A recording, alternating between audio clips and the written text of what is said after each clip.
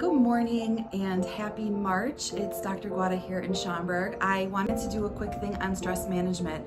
I was writing a blog last week on how brains, when they're constantly under stress over a prolonged period of time, that causes what we consider traumatic changes in the brain, because the brain is changing to adjust to a normal that is triggered by stress. So the stress is triggering the brain and putting it into a feeling that it is not stable. So the brain is organizing around this feeling that's not stable. And things we're talking about only happen when stress is constant all the time.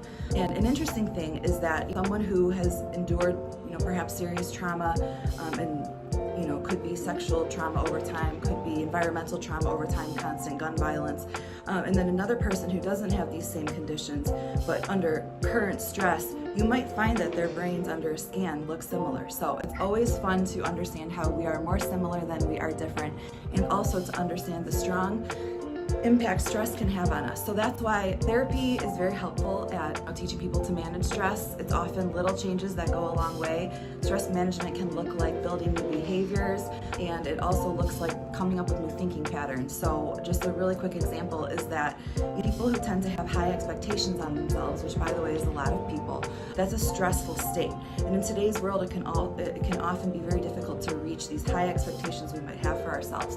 So if we're learning how to have reasonable expectations for ourselves, that can be one way to help manage stress. But again, this doesn't apply to perhaps everyone, and there's lots of different ways to work on stress management. Get yourself a licensed clinical provider who knows what they're doing, who can really help you, and get your stress managed. Why not?